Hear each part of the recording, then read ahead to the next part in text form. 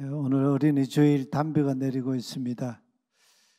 어린이 주일 예배하러 교회에 올라오면서 제 마음에 드는 그 솔직한 고백이 있었습니다.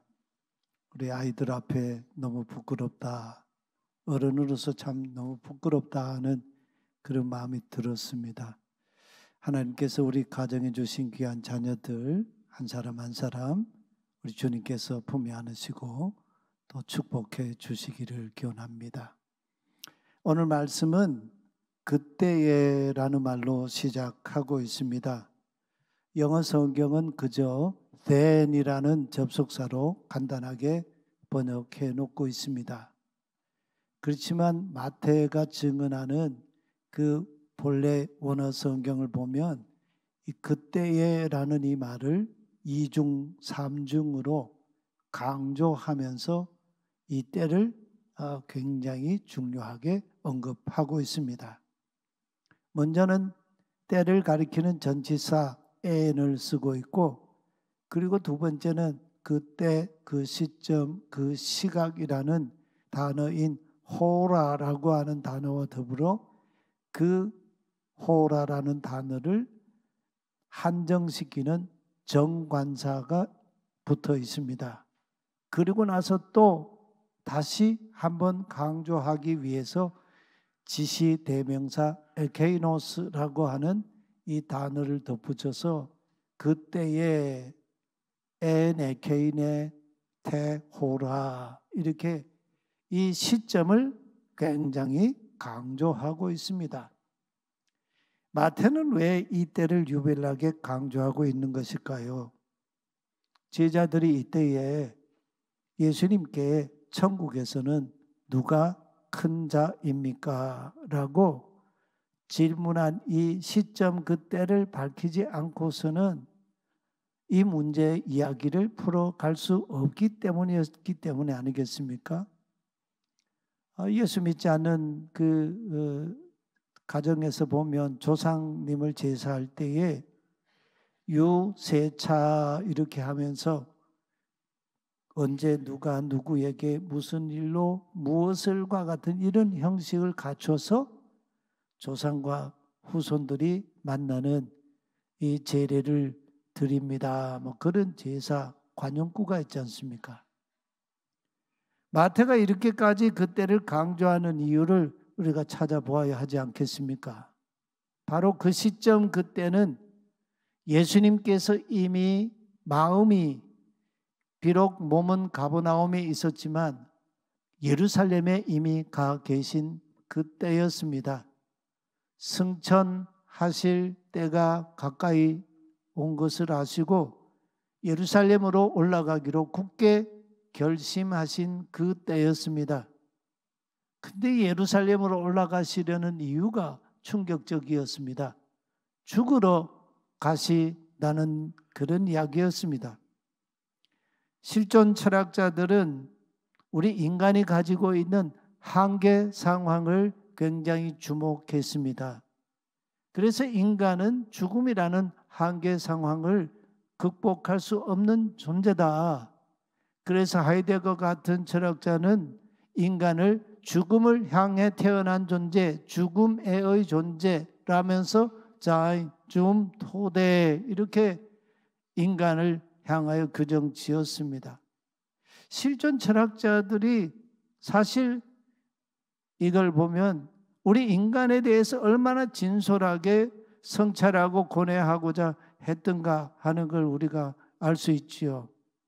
그런데 예수님은 죽을 수도 없는 분이십니다. 죽음을 전혀 알지 못하는 분이십니다. 그런 예수님이 죽으러 가시겠다고 합니다. 공자 선생님도 그 장수를 하셨습니다. 72년의 생을 사셨고, 석가모니도 80이라는 생을 사셨습니다. 모두 장수하셨습니다. 근데 예수님은 아주 단명하셨습니다.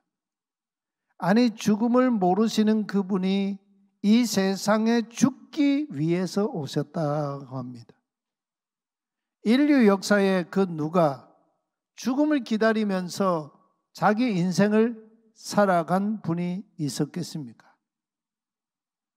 30세에 본격적으로 하나님 나라 운동 시작하시면서 예수님 죽음의 길을 본격적으로 걷기 시작하셨습니다. 오늘 본문의 이 시점에서 6개월 뒤면 이제 죽음을 눈앞에 두신 바로 그 시점이었습니다. 그런 상황도 모르는 채 제자들이 예수님께 그들 상호간에 가지고 있던 그 서로 안에 마음 품고 있던 그 질문을 아예 노골적으로 던집니다.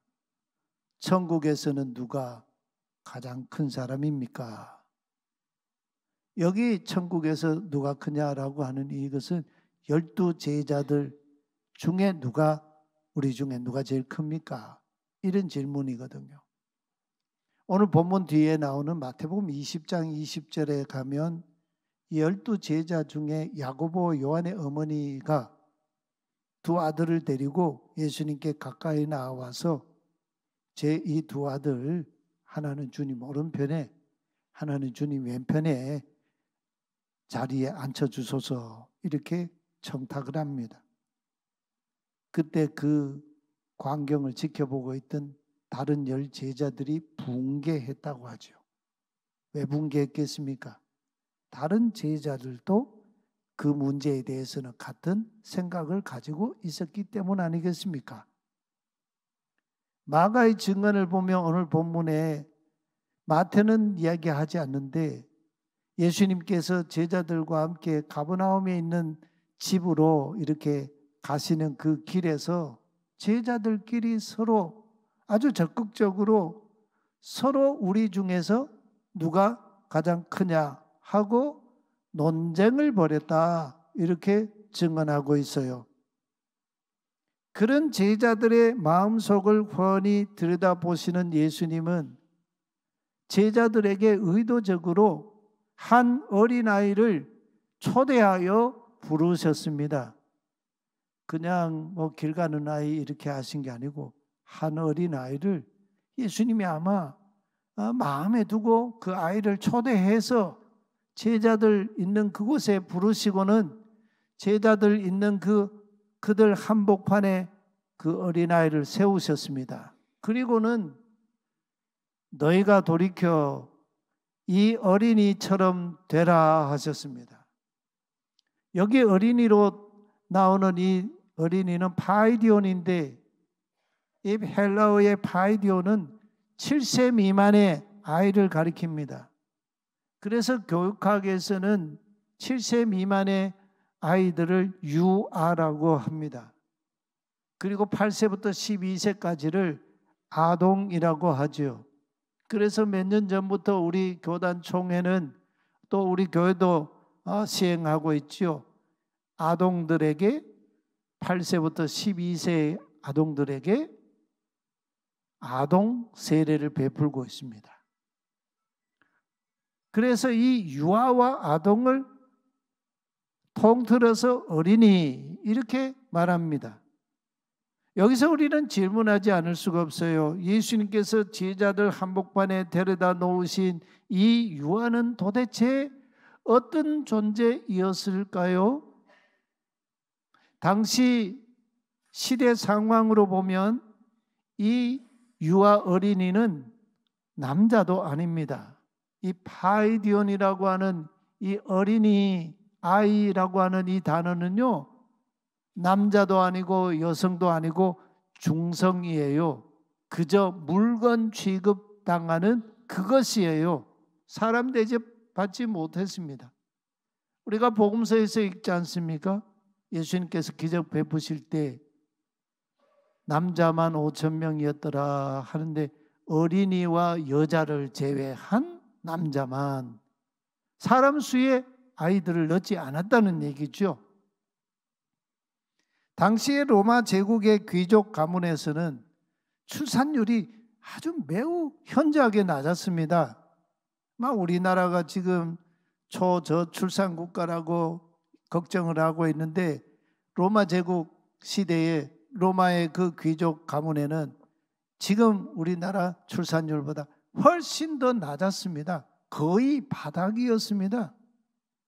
다른 귀족 집안은 고사하고요. 로마의 황제들 그 가문을 이렇게 보면 로마 1대 황제부터 5대 황제까지 5 황제 중에 클라우디우스 황제만 2 자녀를 둔 아버지였습니다. 그 2 아들마저도 클라우디우스 황제의 의붓 그런 아들이었던 폭군 네로에게 모두 살해당하고 말지요. 로마 시대의 귀족 여인들은 아예 출산을 기피했습니다. 출산의 어려움과 위험 요소 이런 것 때문에 로마의 귀족들은요 출산을 하지 않았습니다. 여러분 아시는 베스파시아누스 예루살렘을 공격했던 로마의 장군 아닙니까? 돌아가서 황제가 된 인물이죠. 2 아들이 있었는데 2 아들도 티투스와 도미티아누스 이 2 아들도 황제가 되지요. 그런데 티투스와 도미티아누스 이 2 아들도 정작 자녀가 전혀 없었습니다. 황제가의 가정에도 자녀를 이렇게 두지를 않았습니다. 로마 사회에는 또 기형아가 없었습니다. 기형아가 태어나면 내다 버리거나 죽게 했습니다. 아버지가 누군지 의심되는 그런 아이가 태어났을 때 그 아이를 집 밖으로 내다 버렸습니다. 그래서 그 아들도 많고요. 그래서 죽기도 하고 그랬습니다. 어떤 사업가가 사업일로 다른 타 도시에 이렇게 출장을 가서 임신한 아내에게 보낸 편지글에 이런 내용이 있어요. 태어날 그 아이가 여자애거든 갖다 버리시오. 이게 가장의 그 명령이었습니다. 그래서 출산한 아기 엄마는 그럴 수가 없어서 자기 딸을 이웃집에 맡겨서 몰래 기르는 그런 일들이 있었습니다. 그러면서 이 로마 사람들은 자식은 낳아서 기르지도 않고 그러면서 외국산 수입한 애완동물은 애지중지하게 키웠다 그러죠. 참 특이한 사회였죠. 예수님께서 제자들 앞에 초청하여 데려다 놓으신 이 아이는 제가 생각할 때 이 본문을 읽으면서 곰곰이 묵상해 봤습니다. 아마도 여자아이였을 거다 생각이 됩니다. 유아 중에서도 가장 천대받는 존재가 여자아이였습니다. 아마 예수님이 그런 가장 천대받는 여자아이를 일부러 초청해서 제자들 그 가운데 세워두셨지 않겠습니까? 제자들이 얼마나 충격 먹었을까요?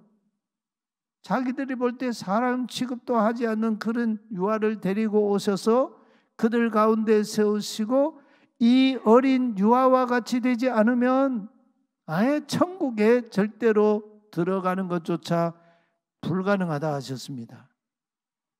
여기서 도리키라고 하는 스트라페테라고 하는 이 동사는 구약에 가장 많이 나오는 중요한 예언자들이 항상 선포했던 그런 동사이지요. 슈브, 타슈브라고 하는데 돌아오라 그런 얘기죠.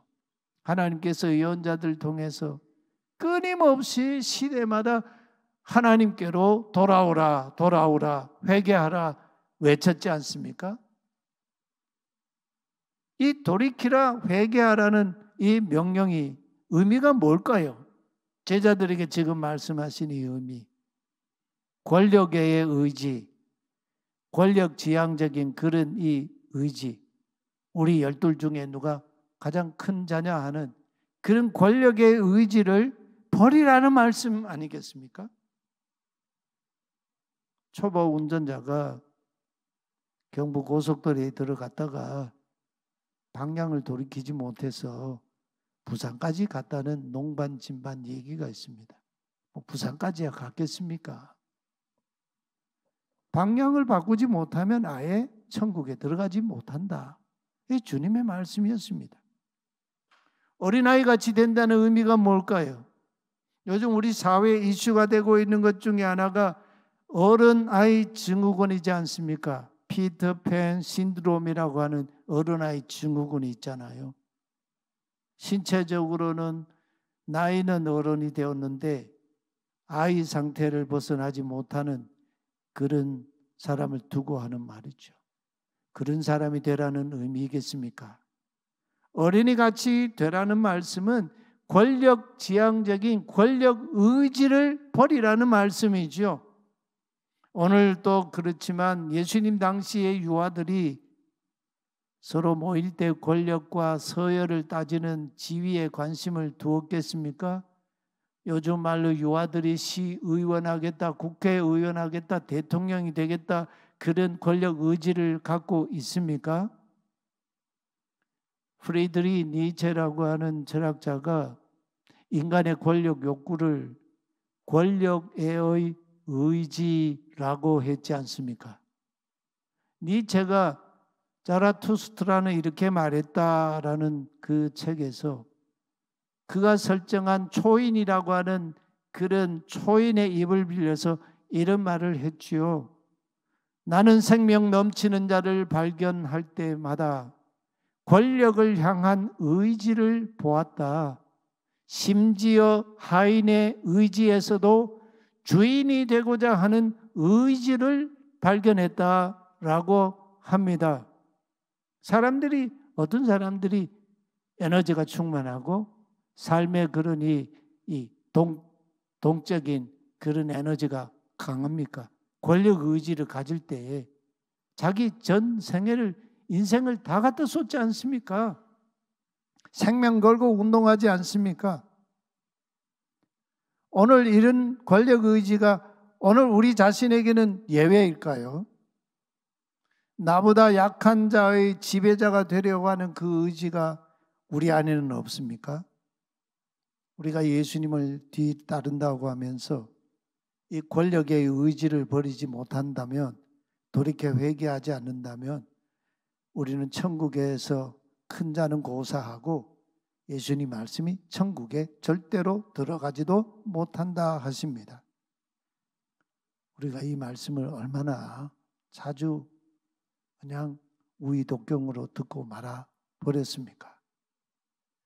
예수님께 갑자기 초청을 받아서 울그락불그락 하는 제자들 그 틈에 서 있는 이 어린아이가 12 제자들에게 하시는 말씀을 들으면서 이 요한은 초롱초롱한 눈망울로 예수님도 이렇게 쳐다보고 제자들도 번갈아 쳐다보면서 무슨 생각을 했을까요? 남자도 아니고 여자도 아니고 중성인 물건 취급받는 그 아이가 제자들을 어떤 눈으로 바라보고 있었을까요? 그때 제자들은 예수님의 그 말씀을 들었습니까? 우리가 20장 20절 말씀도 아까 말씀드렸는데 제자들은 그 예수님 말씀을 듣지 않았습니다. 우리는 어떻습니까? 예수님께서 말씀하십니다. 그러기 때문에 누구든지 이 어린아이와 같이 자기 자신을 스스로 낮추는 사람이 천국에서 가장 위대한 사람이다 하십니다. 그러면서 예수님 또 제자들에게 말씀하시지요. 또 누구든지 내 이름으로 이런 어린이 하나를 영접하면 곧 나를 영접하는 것이라고 하셨습니다. 그러시면서 오늘 본문 뒤에 5절 이하에서 나오는 말씀이 매우 무서운 말씀을 예수님께서 하고 계세요. 누구든지 나를 믿는 이 작은 예수님 데리고 오신 그 작은 이 어린이 중 하나를 실족해 하는 자가 있다면 그 사람은 나귀가 돌리는 큰 연자 맷돌을 이스라엘 가면은 저런 연자 맷돌이 곳곳에 유적으로 남아 있지요. 저 사람이 돌릴 수가 없어요. 그래서 나귀가 저 연자 맷돌을 돌리는데 저 연자 맷돌을 자기 목에 달고 깊은 바다에 빠지는 것이 더 유익하다 하셨습니다. 우리 중에 누가 이 말씀에 예외가 있겠습니까? 바로 내가 그 사람 혹 아닌지요? 예수님 제자들이 그러했습니다. 돌이키라, 회개하라, 권력의 의지를 버리라고 하셨습니다. 어린아이같이 자기를 낮추는 그 사람이 천국에서 큰 사람이기 때문이죠. 천국에도 큰 사람이 있고 작은 사람이 있다는 그런 말씀일까요? 이게 문자적인 말씀이 아니죠. 천국에서 큰 자라고 하는 이 말씀은 천국에 들어온 모든 사람들은 다 주님께서 귀히 여겨주신다. 그런 말씀 아니겠습니까? 지금 예수님은 죽음을 향해 길 가고 계십니다. 예수님만큼 자기 죽음을 예고하시고 자주 말씀하신 분이 없지요. 마가복음 10장 45절에서 인자가 온 것은 섬김을 받으려 함이 아니요 도리어 섬기려 하고 자기 목숨을 많은 사람의 대속물로 주려 함이니라. 아주 직설적으로 주님이 말씀하셨지 않습니까? 예수님이 보여주신 그 겸손의 극치는 많은 사람을 위해 자기 목숨을 내놓으시는 죽음에서 드러났습니다.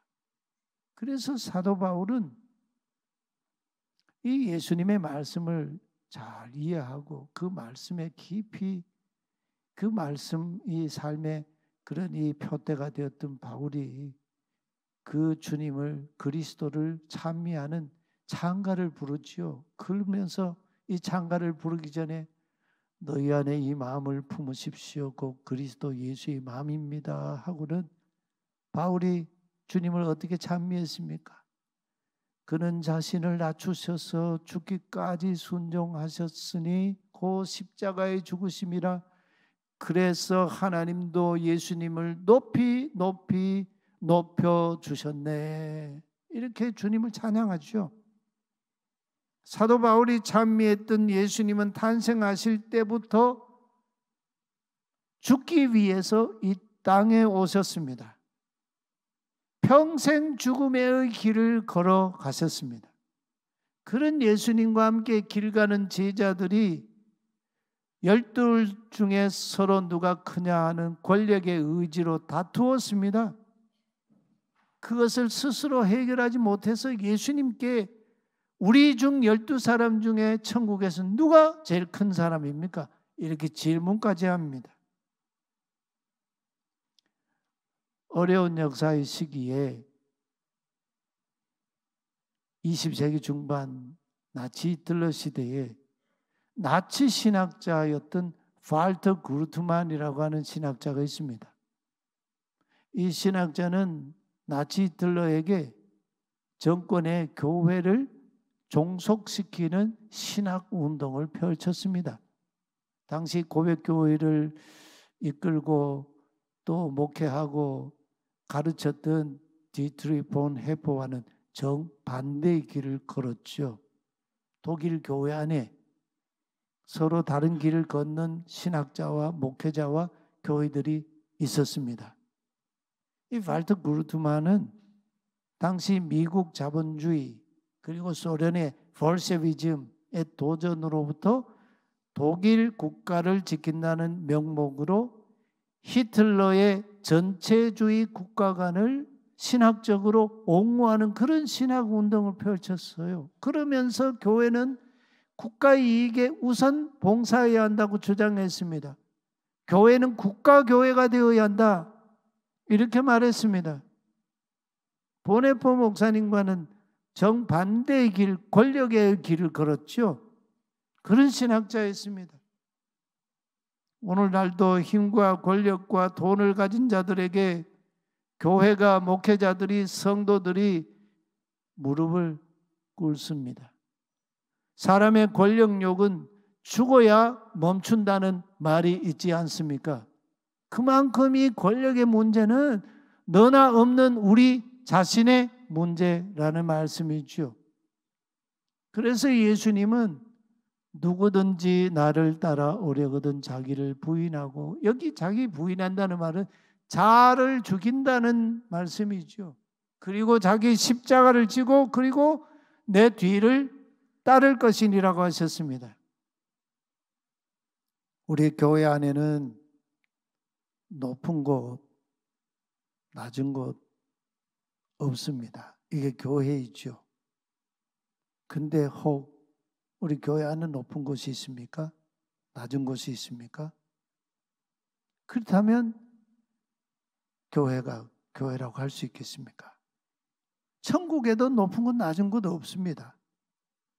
그렇기 때문에 교회 공동체 안에서는 낮아지려는 경쟁을 해야 합니다. 왜 그렇습니까? 자기를 낮추는 자가 천국에서 큰 자이기 때문입니다. 친구 목사님 목회하시는 교회에 코로나 그 시대에 온라인으로 예배하는데 어느 성도님 가정에 아주 작은 유아가 텔레비전을 켜놓고 이렇게 예배를 시작하는데 물을 떠다가 저렇게 텔레비전 앞에 갖다 놓더래요. 그래서 너 왜 그러니 하니까 목사님 목마를까 봐. 예. 아이들이 외에는 저런 생각 누가 하겠습니까? 우리 성도님들 가정에도 온라인 예배 드릴 때 여러분 자녀 중에 저렇게 물컵을 떠서 텔레비전 앞에 갖다 놓은 그런 가정이 있었습니까? 한국교회의 위기를 너나 없이 다 얘기하지요. 교회는 거룩한 공동체라고 하지 않습니까? 거룩하다는 말은 구별됐다는 말 아닙니까? 세상과 구별되고 다른 공동체인 교회의 그 정체성을 상실하는 게 곧 교회의 위기 아니겠습니까? 오늘 우리 각 사람이 어린이 주일을 맞이해서 돌이켜 유아처럼 자기를 낮춰 주님을 따르십시다. 십자가의 죽음으로 가신 예수님 묵묵하게 뒤따라가는 우리 성도와 교회가 되었으면 합니다. 우리 교회 안에서 내가 서 있는 그 자리를 겉옷을 벗고 대야를 들고 섬기는 자리로 만드는 우리가 되었으면 좋겠습니다. 여러분은 어떻게 생각하십니까? 공동체, 교회든 사회든 뭐 직장이든 공동체 안에서 가장 불쌍한 사람이 누구일까요? 어줍지 않은 권력, 파워를 가진 자처럼 행동하고 말도 하고 그렇게 살지만 정작 공동체 구성원으로부터 권위, authority, 권위를 인정받지 못하는 사람이 가장 불쌍한 사람 아니겠습니까? 예수님 말씀하셨습니다. 권위는 엑수시아는 어디로부터 온다고 했습니까? 본질로부터 오는 것이 권위라고 했습니다. 예수님이 그렇게 말씀하셨죠. 십자가에서 죽으신 예수님의 가치 전복적인 복종 안에 하나님의 능력이 나타났습니다. 하나님의 지혜가 드러났습니다. 거기에서 우리를 향한 구원이 나왔습니다. 그 주님을 함께 뒤따르는 우리 모두가 되기를 소망합니다. 오늘 말씀을 기억하면서 우리 함께 찬양하십시다.